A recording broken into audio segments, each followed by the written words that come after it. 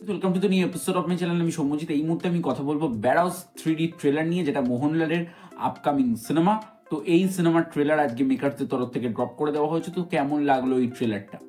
তো দেখুন, সত্যি কথা বলতে গেলে এই যে ট্রেলারটা, এই ট্রেলারটা আমার ব্যাপক লেগেছে। কারণ এই ছবিটার জন্য আমরা প্রত্যেকে অনেকেই এটার জন্য মানে এক্সাইটেড ছিলাম। এটাতে পৃথ্বীরাজন সুকুমারন এবং মোহনলালকে কিভাবে প্রেজেন্ট করা হয় আমরা সেটা দেখব। বাট ট্রেলারের মধ্যে পৃথ্বীরাজন সুকুমারনকে দেখানো হয়নি। তো এই ট্রেলারের মধ্যে গল্প এরা যেটুকু ভাবে বলার চেষ্টা করছে মেকার্সরা, গল্পটা হচ্ছে যে এখানে মোহনলালের যে ক্যারেক্টার, সেই ক্যারেক্টার একজন, মানে তো বাচ্চারা বলছে তাকে ভূত, কারণ একটা মানে ঘরের মধ্যে ঢুকলে, মানে বা একটা হাউসের মধ্যে ঢুকলে বাচ্চাদেরকে তিনি অ্যাটাক করবেন। তো এটা বলছে। এবার মোহনলাল একটা অন্য অভিসন্ধিতে ঘুরছে, তার কিছু পুরোনো দিনের কথাবার্তা রয়েছে। তো এর থেকে বেশি জানতে হলে আমাদের নিকটবর্তী সিনেমা হলে গিয়ে সিনেমাটি দেখতে হবে।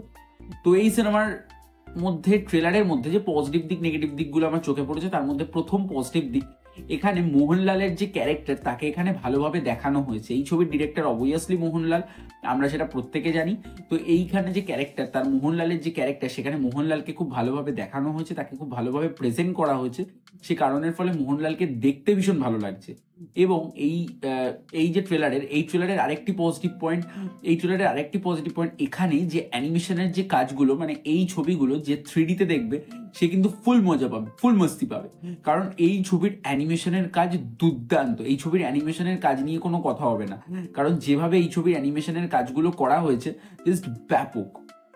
এবং এই ছবির মধ্যে যে ব্যাকগ্রাউন্ড সিলেকশন, জাস্ট অসম অসম। এবং এই ছবির যেখানে লোকেশন, যে লোকেশনে তারা শুট করেছে ছবিটা, সেই লোকেশনটা ভীষণ ভালো।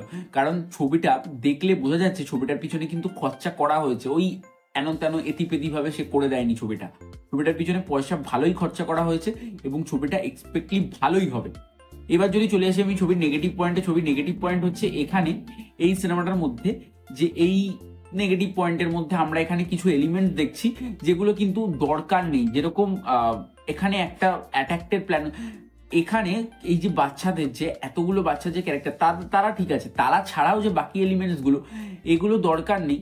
তবে আমি সবসময় একটা কথা বলি, ট্রেলার বা টিজার দেখে কখনো সিনেমা কেমন হবে বিচার করা পসিবল নয়। তো দেখা যাক এই সিনেমাটা কেমন হয়। এই সিনেমাটা আসছে, দেখা যাক সিনেমাটা কেমন হয়। সিনেমাটার জন্য আমরা বেশি এক্সাইটেড ট্রেলারের থেকে। তো দেখা যাক কেমন হয়। এটা 3D-তে দেখলে কিন্তু পয়সা ওয়াসুল হয়ে যাবে, আমি সেটা কথা দিতে পারি এখন থেকে ট্রেলার দেখে। এবং ট্রেলারের নেগেটিভ পয়েন্ট আমার আরেকটা জিনিস লেগেছে, এখানের যে বিজিএম আমার খুব একটা পোষায়নি। বিজিএম গুলো আমার যেন কোনো রকম ভাবে মনে হচ্ছে একঘেয়ে রকমের বিজিএম হয়ে যাচ্ছে, ওই জন্য বিজিএমটা আমার পোষায়নি। ওভারঅল ট্রেলারটা ভীষণ ভালো, ট্রেলারটা ভীষণ ইম্প্যাক্টফুল। তো দেখা যাক ছবিটা কিরকম হয়। এই ছিল আজকে আমার ট্রেলার নিয়ে রিভিউ বেরোস 3D। তোমাদের কেমন লেগেছে জানিও। আর ভিডিওটি ভালো লাগে একটা লাইক করো, কমেন্ট করো, জানি কেমন লাগলো শেয়ার করো। আর চ্যানেল যদি নতুন থাকো সাবস্ক্রাইব করো, পাশে বেল আইকনটি ক্লিক করো। তাহলে আজকের মতো চলে দেখা হচ্ছে নেক্সট ভিডিও। ততক্ষণ সবাই ভালো থেকো, বাই বাই।